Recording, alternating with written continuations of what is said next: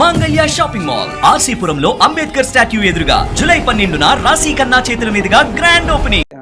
ఒక emotional question ఉంది. మీ గట్టుకునేని ఫ్యామిలీకి సంబంధించి ఒక పర్టికులర్ టైం పీరియడ్ ఉంది.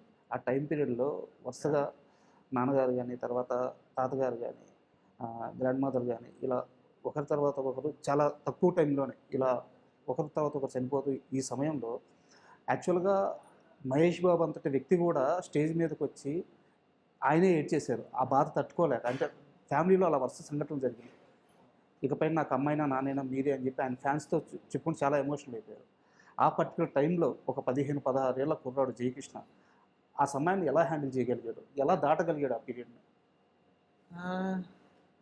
అదేనంటే లైక్ ఏదో ఐ ఫీల్ లైక్ అంటే కొంచెం లైఫ్ అలా వెళ్ళేసరికి మన స్ట్రెంగ్త్ చాలా వరకు ఇన్నర్, అంటే మనకి ఇన్నర్ నుంచి మనమే ఫైండ్ చేసుకోవాలి. ఏమంటారు అది, లైక్ మనం ఎత్తుక్కోవాలి మన స్ట్రెంగ్త్ని from inside us. I feel like నేను ఎస్పెషల్లీ ఆ టైంలో ఐ రిమెంబర్ ఇప్పుడు నాన్నగారు చనిపోయిన టైంలో ఇప్పుడు అంటే హస్తికలు కలపటం కానీ అన్ని ఈవెంట్స్ ఉంటాయి కదా, ఇప్పుడు తిరగటం మొత్తం నదుల్లోకి వెళ్ళి అదంతా చేయటం అంతా నాకు చాలా ట్రాన్స్ఫర్మేటివ్ టైం నా లైఫ్లో. అప్పుడు మీరు అన్నట్టు I was only at the time I was very young, but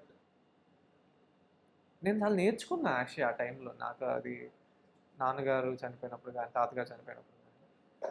and I remember mainly మా మదర్తో ఎక్కువ మాట్లాడేవాడిని నేను ఆ టైంలో. అసలు యూనో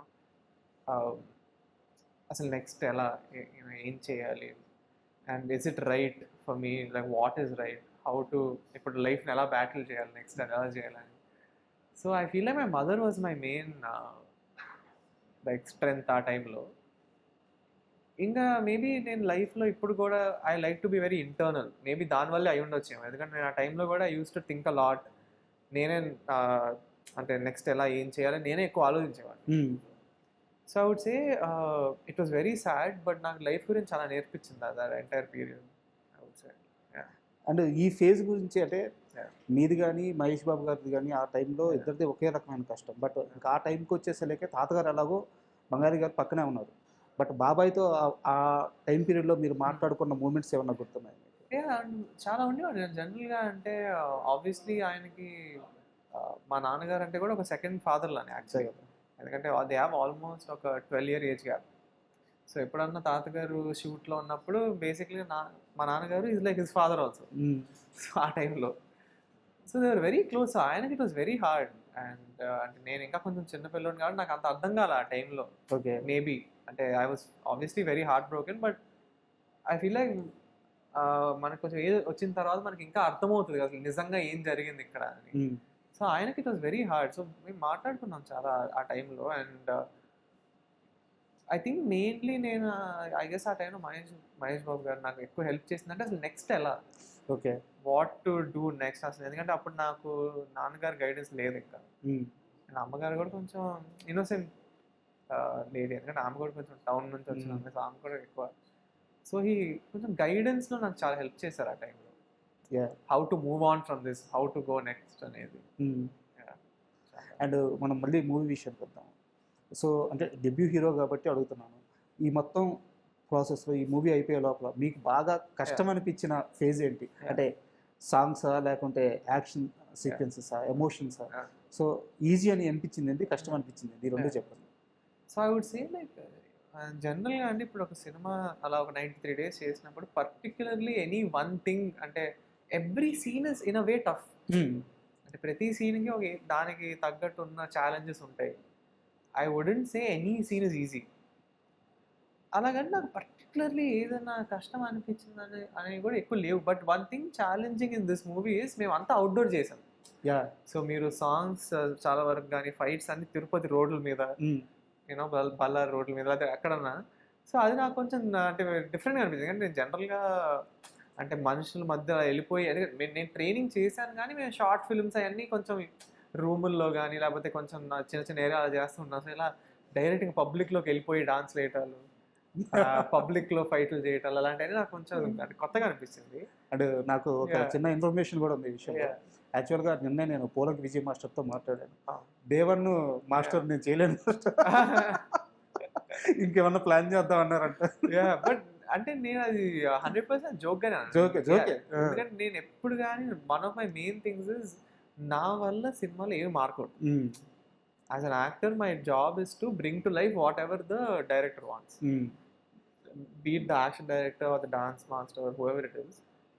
సో బట్ యా నాకు అది కొంచెం చాలా కొత్తగా అనిపించింది ఫస్ట్లో. అంటే లిటరలీ మేము ఫ్లైఓవర్ పక్కన ఒక చిన్న రాయిలో ఉంటే దాని మీద డాన్స్ చేసాం. అవును. వెనకాల మొత్తం నేను చూడలేదు ఫస్ట్, వెనకాల తిరిగి చూసి మొత్తం కార్లు మనుషులు అలా చూస్తున్నారు. నాకేదో కొంచెం అంటే డిఫరెంట్గా అనిపించింది ఆ టైంలో. కానీ ఐ ఎంజాయ్డ్ అండి స్లోగా. అంటే మనకు కొంచెం అలవాటు పడిన తర్వాత ఐ మిస్ ఇట్ నౌ. అంటే ఆ ఎక్స్పీరియన్స్ అంటే మళ్ళీ ఇలాంటి అవుట్డోర్ సినిమా అంటే ఇంకెన్ని చేస్తానో నాకు తెలియదు. సో ఐ వుడ్ సే ఈ ఎంటైర్ ప్రాసెస్ ఐ ఎంజాయ్డ్. నాకు ఎవ్రీ సింగిల్ డే నాకు ఫాండ్ మెమరీ. అండ్ మాస్టర్ ఒక మాట చెప్పారు, అంటే అంటే చాలా కాన్ఫిడెంట్గా చెప్పాడు. సో ఘట్టంనేని ఫ్యామిలీలో డ్యాన్స్ని వేరే లెవెల్కి తీసుకెళ్ళే కెపాసిటీ ఉన్న హీరో వచ్చాడు. చాలా కాన్ఫిడెంట్గా చెప్పాడు మాస్టర్, ఎందుకంటే మాస్టర్కి అర్థం అవుతుంది కదా. సో తర్వాత షూటింగ్లో ఎరగ తీసేసాడు డ్యాన్స్ అని చెప్పారు. సో ఎలా అంటే సినిమాకి ఈ డ్యాన్స్ కానీ యాక్టింగ్ కానీ మొత్తం ప్రిపరేషనా లేకుంటే? అవును, నేను అంటే 100% I trained a lot. And నేను especially I feel like for an actor experience is the main. అంటే మనం ఎన్నిసార్లు కెమెరా ముందు వెళ్ళి చేస్తే మనం ఆ కాన్ఫిడెన్స్ వచ్చేసరికి మనం బెటర్ అవుతూ ఉంటాం. అండ్ యాక్టర్కి ఎప్పుడు ఓకే మనం ఒక లెవెల్కి వచ్చేసామని ఉండదు. ఇప్పుడు మనం ఫర్ ఎగ్జాంపుల్ నేను మమ్ముట్టి గారు నేషనల్ అవార్డు ఇచ్చారు. మమ్ముట్టి గారు ఇప్పుడు కూడా ఈజ్ ఇంప్రూవింగ్ అంటే basically. So I feel like you never are at a level which is a great thing. అంటే ఒక యాక్టర్కి are always improving. So I feel like that experience help me a lot. అంటే నేను ఇప్పుడు ఈ సినిమా చేస్తున్నానంటే నాకు ఒక 10 year జర్నీ ఉంది ఇప్పుడు యాక్చువల్లీ. దీని ముందు యాక్టింగ్ ట్రైనింగ్ అవ్వచ్చు కానీ, ఫైట్ కానీ, డాన్స్ కానీ అవంతా. సో అదంతా నేను చాలా అంటే ఫోకస్డ్గా చేశాను నేను ఈ సినిమా చేయడం. ఒక పర్టికులర్ సాంగ్ ఒక పర్టికులర్ షాట్ గురించి చెప్పాలి. ఆ గాల్లో ఎగిరి గంతో ఇలా కాల్చేటప్పుడు ఆ షాట్ ఉంటుంది కదా, ఆ ఇంటెన్సిటీ, ఐస్లో ఆ ఇంటెన్సిటీ మనకి ఒక్కళ్ళు మహేష్ బాబు, పోకిర్లో మహేష్ బాబు కనిపిస్తున్నప్పుడు కానీ, కృష్ణ గారి ఆ ఐస్, ఆ ఇంటెన్సిటీ ఉంటుంది కదా, అది కనిపించింది. సో నేను అప్పుడు అనుకున్నాను గట్టిగా కొట్టబోతున్నాడు ఈ కుర్రాడు అని చెప్పేసి. Thank you, hopefully. అండ్ ఇంకో డౌట్ వచ్చేసి, ఈ మూవీలో తిరుపతి బ్యాక్గ్రౌండ్, ఆ బ్యాక్డ్రాప్ పెట్టడానికి కారణం అంటే అది కూడా కథలో ఒక భాగమా లేకుంటే? సో తిరుపతి అనేది ఒక క్యారెక్టర్ అండి సినిమాలో. సో మేము అసలు ఈ సినిమాలో తిరుపతి మొత్తాన్ని కవర్ చేసాం. మీరు ఈ సినిమాలో తిరుపతిని చాలా బ్యూటిఫుల్గా చూస్తారు, తిరుపతి మొత్తాన్ని చూస్తారు. తిరుపతి మొత్తం రోడ్లు అన్నీ తిరిగాం అసలు, ఫైట్లు కానీ, డాన్సులు కానీ, సీన్స్ కానీ అన్నీ డన్ ద ఎంటైర్ థింగ్.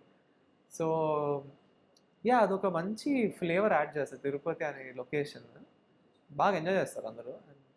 అంటే శ్రీనివాస్ మంగాపురం అనేది ఆబ్వియస్లీ శ్రీను మంగ కథ, బట్ కథ మన సినిమాలో కూడా లింక్ ఉంటుంది. అండ్ నిన్న మహేష్ బాబు గారి కూతురు బర్త్డే విష్ చేశారా?